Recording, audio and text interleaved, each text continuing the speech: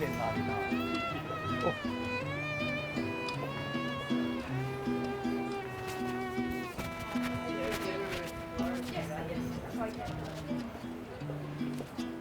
live my life on Cuba Street in the heart of Wellington City.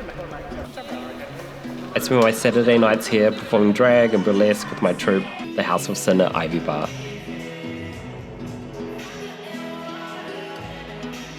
My Sunday mornings, well, let's be real, afternoons at Fidel's, eating fried chicken and waffles with maple syrup. I'm Blue Virtue, and Cuba Street is my neighbourhood.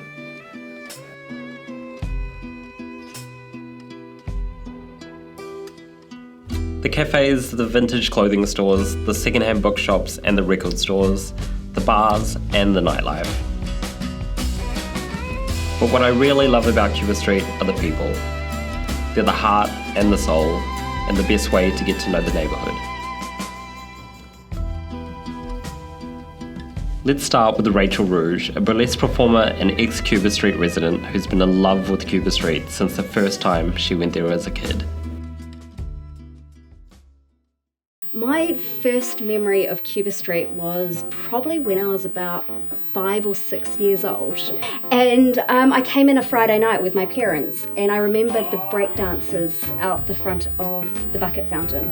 So even 40 or so years ago, like, it was still a cultural hub and a place where people who liked breakdancing or who had fringe performance aspirations could just come. They could put down their boombox and they could just dance together, and I loved it. I was instantly intrigued, and I just loved the culture of just anyone coming together and performing. And each year, Cuba Duper hosts an epic 2-day street party that takes over the Cuba Quarter in a colourful celebration of dance, music, culture, the extraordinary and the unexpected, and everybody's invited. I lived in Lower Cuba Street, just across the road from Ivy.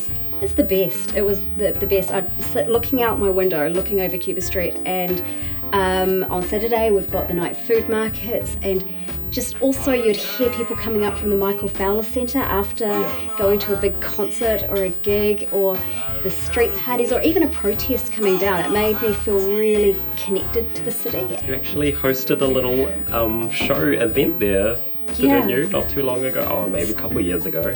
I put my show on in my lounge, and I managed to get 60 chairs in my lounge, and I also licensed it as a bar for the night. So just being able to do that in my lounge in Cuba Street, and it wasn't even unusual in my apartment block. There was always something crazy going on.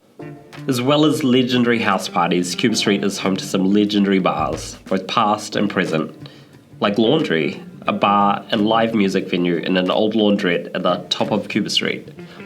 Zach Sims, a lifetime member of the unofficial Cuba Street fan club, tells how Laundry continues the legacy of live music and warm hospitality.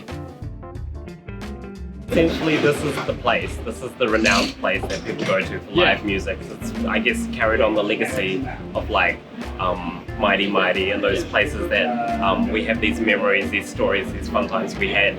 But now this is the place. Yeah, exactly. So like that's what Laundry was designed for as well. Like, it was built by 3 dudes who had never run a bar before. They just wanted us. They're all DJs. They wanted us a space where they could play music, have their friends come and hang out and just throw a party. Basically, and they're all like. They've been rolling up and down Cuba Street for 20 years. They just wanted to keep that vibe alive of just like a party on Cuba Street, the wild side. And so that's what they did. They built this place. They didn't know what it was going to be when they started. It was 5 years ago. They had no idea what food they were going to sell. All they knew they wanted to do was have like live music playing in this place, Friday and Saturday nights, late nights, good times. And here we are, 5 years later. It's one of the best spots in town, I think. It's like this unintentional culture Cuba Street sort of like sparked. Exactly. That people can just walk in and be like, we're into this. Yeah, Cuba Street's always been like the weird and strange place where like things happen late at night, you know, there's noise. Nothing needs to be too PC. Exactly. It's just such an old school. It's been for so long, like the cultural hub of London. Pegasus Books is a vintage bookstore where you're bound to come across unexpected one-off finds, from rare unusual books to poetry slams and gigs to talented local writers and poets like Rebecca Hawkes. There's always stuff going on that you can just wander into, even if you're not a part of the literary scene, even if you don't know everyone here who's doing these things. You can still come along, and they're often like really intimate, cool little community Like a little events. hub of creative minds and very inclusive.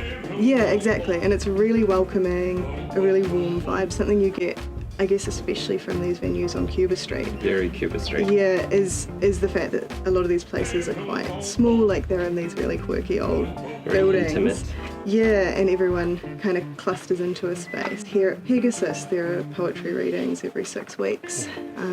And there are also little musical gigs on Friday nights, once or twice a month. One of the coolest things that happens here during the year is lit crawl, which is kind of like a pub crawl, getting together and doing little, almost like guerrilla events all at the same time. So you just have to like look at the program, pick who you want to see. It's definitely one of the biggest like social and creative events for the literary community during the year. That's amazing. Yeah, it's really, really cool, and it's such a pleasure to be part of.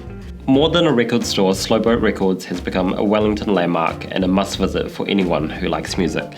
Jeremy Taylor has been working there since 2001 and he's become a fixture of the place. We have in-store performances here. Sometimes we have a bit of an event for Record Store Day each year, and we've had some pretty big names playing here. We've had Neil Finn's played here, Dave Dobbins played here, Tiny Ruins, Nadia Reid, the Beths, also a few overseas, Courtney Barnett, and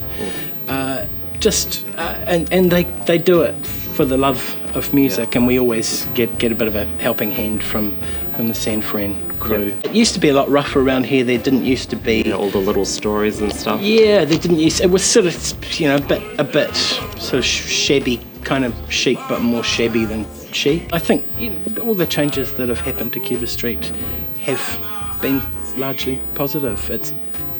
It's a vibrant and safe place to go out at night, and there will be people around. There's lots of things to do, and there's different. You have a whole range of choices about what you want to eat, where you want to drink, things to suit all sorts of different kind of appetites. The street has become home to me.